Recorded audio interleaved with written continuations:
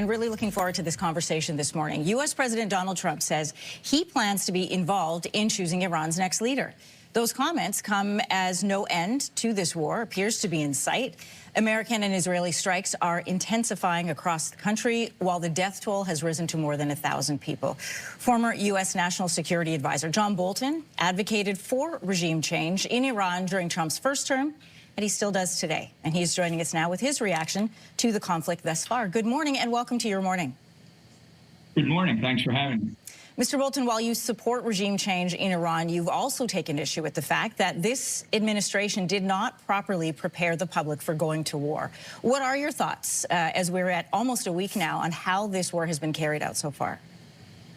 Well, this is fundamentally a politico-military conflict. The stated aim of the U.S. and Israel has been regime change, although there's some effort here to walk that back, I think largely because of the isolationist faction of Trump's political base. But there's no doubt it's Israel's #1 priority. On the military side of this politico-military equation, I think the planning has been very professional by both countries. I think we're seeing the results. And I think it stands, unfortunately, in contrast with the absence of planning on the political side. These deficiencies can be made up. I hope we're in the process of making them up. But when you live in a representative government, ultimately you have to persuade the people that your policy is in their interest. I think the case for regime change in Iran is overwhelming. And there's no reason not to make it to the public, to Congress, to America's allies around the world, and most importantly of all, to do more work, to do more cooperation, provide more assistance to opposition elements inside Iran. They're going to have to do a lot of the heavy lifting on regime change. We've seen some conversations now about assistance to the Kurds in northwest Iran. I think that's a positive step. But this regime is unpopular throughout the country. It's really at its weakest point since it came to power in 1979, and a lot more needs to be done inside Iran to work with the opposition. Mr. Bolton, we'll get to that in a moment, but one of the consequences of doing what you say is a miscalculation and not being able to explain to the U.S. why they've become involved in this war, the narrative that's become loud is that the U.S. is fighting Israel's war. Are they? Of course not. I mean, that's really, I think, I know that argument's out there. I think it's fundamentally anti-Semitic. I think, and I can speak as a critic of Donald Trump. Nobody can accuse me of covering up for him. He knows what he's doing when he deals with Bibi Netanyahu, and this is a joint effort. I'm glad it's a joint effort. I think that's important. Frankly, other countries, including Canada, should be with us in the air over Iran, because the threat of Iran's nuclear weapons and its own state terrorism and its support for terrorism around the world threatens the entire West, not just the United States and Israel. Canadian audience will be interested to hear you say that you believe that we should be directly involved in Operation Epic Fury. In what way do you see our involvement important? Well, as a NATO ally, you've got a lot of capabilities that could be important here. We see other allies moving in that direction as well. I don't know exactly what Canada's position is at the moment. I'm confused by the Prime Minister's messaging. I thought he was supportive along with Australia and New Zealand. Now I don't quite understand it. But I'd like to persuade Canada that eliminating the major source of support, funding, armament for terrorists around the world would make the world safer. And I think eliminating this grave threat to our collective efforts against nuclear weapons proliferation would make the world materially safer. It's not a question of negotiating with this regime. The problem is the regime itself, not to mention its barbarity against its own people. We were just speaking with Professor Robert Pape, who I know you're familiar with, about his views from the escalation trap. He laid out for us the chain of events that can follow the escalation of war, including global involvement, which you were just talking about, and then terrorist retaliation. And President Trump has said regime change is the ultimate goal for this conflict, or it's one of the reasons that's been given. Is regime change the off-ramp? Well, I certainly hope it is. I don't think we should stop until the regime is changed. I don't see any problem with that as an objective. In World War II, our conditions for victory were unconditional surrender by both Germany and Japan. And unconditional surrender, the collapse and disappearance of this theocratic authoritarian regime, seems to me to be a prerequisite for an Iran that can rejoin the civilized community. You said previously that you feel the U.S. is engaging with Iran by the seat of its pants. Trump has already conceded that this conflict could last longer than a month. At this point, where do you see this going? I don't think we should put any artificial limits on this. I think the seat of the pants decision-making is because the process of the National Security Council is broken down. It's not a perfect process. It doesn't guarantee the correct outcomes, but the absence of a process certainly enhances the potential for bad decisions.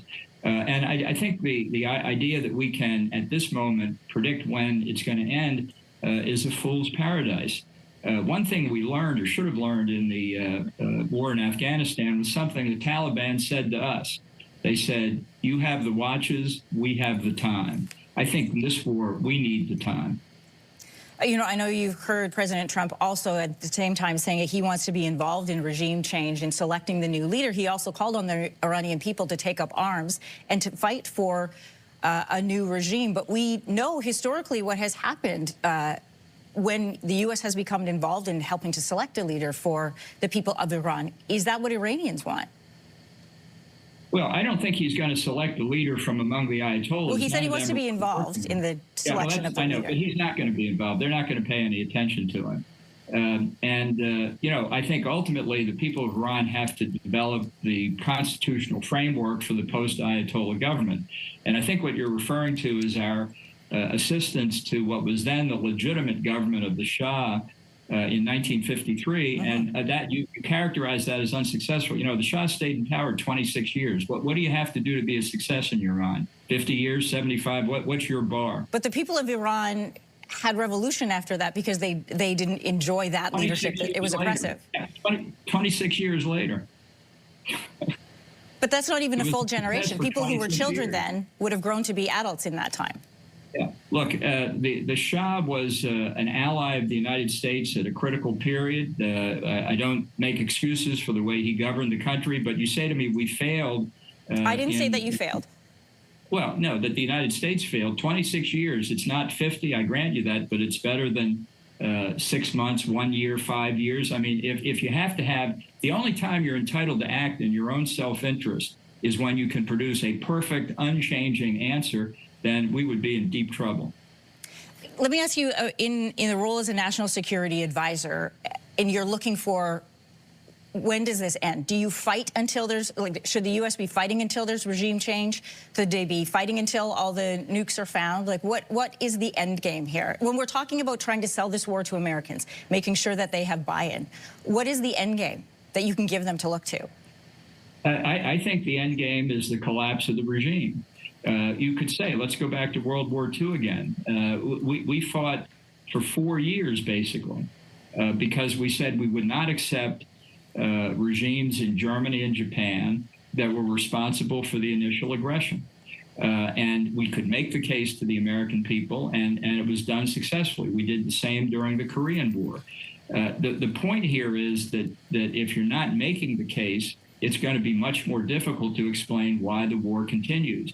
Nobody wants it to go on forever. That's not the point. But to say after we're in now the 7th day, when's it going to end? It is like kids in the back seat of a car saying, "Are we there yet? Are we there yet?" Just quickly, in thinking of our Canadian viewers here, I want to go back to potential involvement from Canada and from other countries. You know, we've seen there's been, while they're not entering into the direct conflict, the UK has said you can use our bases. They've offered other military support. Spain said no, and then Trump had said they'll face consequences for that. Today, Canada's top soldier, so our chief of the defense staff, General Jenny Carignan, is meeting with other European military leaders, talking about supporting the Gulf states. Is that the kind of support that would satisfy America, or as this goes on longer and they need more help, will you be calling on countries like Canada and other NATO countries to become directly involved? Well, I hope the president does that. Yeah, I have no idea what to do, and probably not as he. That's what he should do. because the question Canadians should be asking is, are we threatened by Iran's nuclear weapons program? The answer is yes.